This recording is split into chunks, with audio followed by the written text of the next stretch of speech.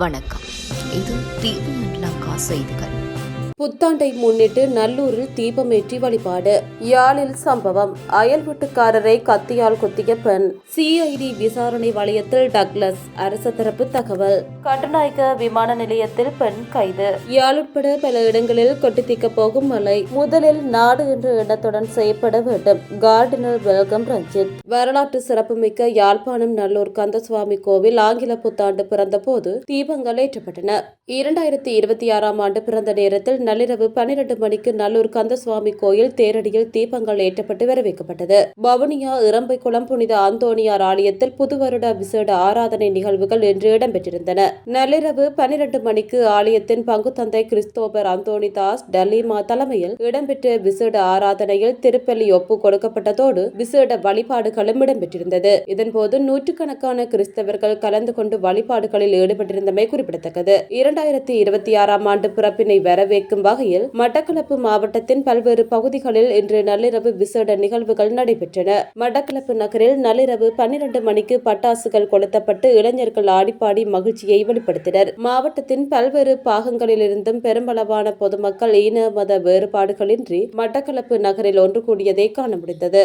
யாழ்ப்பாணத்தில் அயல் வீட்டுக்காரருடன் தொடர்ச்சியாக தகராறில் ஈடுபட்ட பெண்ணொருவர் கடந்த சில தினங்களுக்கு முன்னர் அவரை கத்தியால் குத்திய சம்பவம் ஒன்று இடம்பெற்றுள்ளது. குறித்த சம்பவம் யாழ்ப்பாணம் புன்னாலைக்கட்டுவன் தெற்கு பகுதியில் இடம்பெற்றுள்ளது. இவ்வாறு நெஞ்சில் கத்திக்குத்துக்கு இலக்காகிய நபர் வைத்தியசாலையில் சிகிச்சை பெற்று வருகின்றார். இந்நிலையில் தாக்குதலை மேற்கொண்ட குறித்த பெண்ணை நேற்றைய தினம் சுன்னாகம் காவல்துறையினர் கைது செய்தனர். விசாரணைகளின் பின்னர் அவரை மல்லாகம் நீதிமன்றத்தில் முற்படுத்துவதற்கான நடவடிக்கைகளை காவல்துறையினர் மேற்கொண்டு வருகின்றனர். முன்னாள் அமைச்சர் டக்ளஸ் தேவானந்த விவகாரம் தொடர்பில் குற்றப்புலனாய்வு பிரிவினரால் மேலதிக விசாரணைகள் முன்னெடுக்கப்பட்டு வருகின்றன என அரசாங்கம் அறிவித்துள்ளது. அமைச்சரவை முடிவுகளை அறிவிக்கும் வாராந்த ஊடகவியலாளர் மாநாட்டில் டக்ளஸ் தேவானந்த கைது விவகாரம் தொடர்பில் எழுப்பப்பட்ட கேள்வியொன்றுக்கு பதிலளிக்கையிலேயே அமைச்சர் நலிந்த ஜேதிச மேற்கண்டவாறு கூறினார். அவர் மேலும் கருத்து வெளியிடுகையில் குற்றப்புலனாய்வு திணைக்களத்தின் ஆட்கொலை விசாரணை பிரிவாலேயே துப்பாக்கி தொடர்பில் விசாரணை நடத்தப்படுகின்றது. டக்ளஸ் தேவானந்தாவுக்கு 2000 காலப்பகுதியில் T56 துப்பாக்கிகள் 13 மற்றும் 6 பிஸ்டல்கள் வழங்கப்பட்டுள்ளன. இது தொடர்பில் மேலதிக விசாரணைகள் இடம்பெறுகின்றன என்று மட்டுமே என்னால் குறிப்பிட முடியும். கம்பஹா நீதிமன்றத்தில் முற்படுத்தப்பட்டு அவர் விளக்கமறியலில் வைக்கப்பட்டுள்ளார். குற்றப்புலனாய்வு திணைக்களத்தினர் மேலதிக விசாரணைகளை முன்னெடுத்து வருகின்றனர் என்றார். இதேவேளை ஈழ மக்கள் ஜனநாயக கட்சி செய்த கொலைகள், கடத்தல்கள், கப்பம், ஊழல் தொடர்பிலும்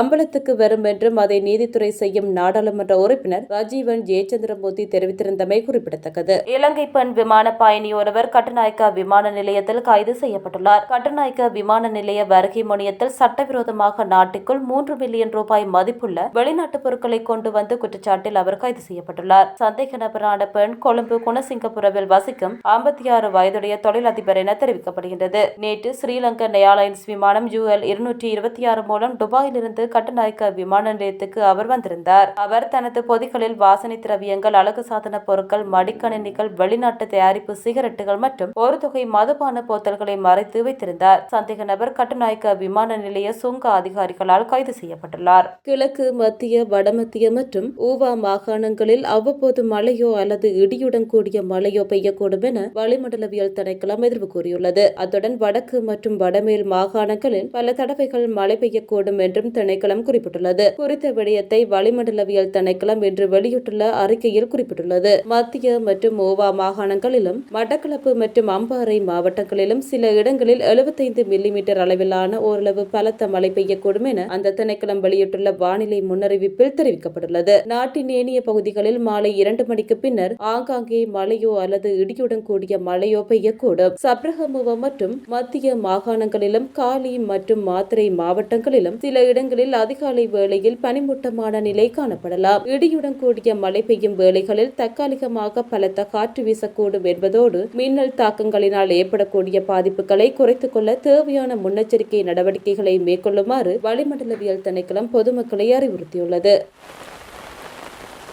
முதலில் நாடு என்ற எண்ணத்தை அடிப்படையாக கொண்டு அனைவரும் புதிய ஆண்டில் செயற்பட வேண்டும் என கொழும்பு பேராயர் கார்டினல் மால்கம் ரஞ்சித் ஆண்டகை தெரிவித்துள்ளார். 2026 புதிய ஆண்டை முன்னிட்டு வெளியிட்டுள்ள விசேட வாழ்த்துச் செய்தியில் அவர் இதனை குறிப்பிட்டுள்ளார். கடுமையான நெருக்கடிகளுக்கும் பேரழிவுகளுக்கும் முகம் கொடுத்துள்ள இந்த நாட்டை மீண்டும் கட்டியெழுப்ப ஒற்றுமையுடனும் சகோதரத்துவத்துடனும் அனைவரும் இணைந்து செயற்பட வேண்டும் என அவர் வலியுறுத்தியுள்ளார். அனைத்து கத்தோலிக்க மக்களிடமும் மட்டுமல்லாமல் நாட்டில் உள்ள அனைத்து மக்களிடமும் அவர் இந்த கோரிக்கையை விடுத்துள்ளார். பகைமை, அரசியல் பிளவுகள், எதிர்மறை மனப்பாங்குகள் இவற்றை ஒதுக்கி வைத்து நாட்டை மீள்கட்டியெழுப்பும் பணியில் ஒன்றிணைந்து செயற்பட வேண்டும் என்றும் அவர் வலியுறுத்தியுள்ளார். இத்தகைய ஒற்றுமையின் மூலமே தற்போது கடுமையான பொருளாதார சுமைகளை சந்தித்து வரும் மக்களை மீட்டெடுக்க தேவையான வலிமையும் தைரியமும் நமக்கு கிடைக்கும் என அவர் நம்பிக்கை வெளியிட்டுள்ளார். நாட்டின் மேல் உண்மையான அன்பும் பொறுப்புணர்வும் கொண்ட மனப்பாங்குடன் ஒற்றுமையை வளர்த்து முதலில் நாடு என்ற எண்ணத்துடன் இந்த ஆண்டில் நாம் அனைவரும் செயற்படுவோம் எனவும் அவர் அழைப்பு விடுத்துள்ளார். இத்தகைய எதிர்பார்ப்புகள்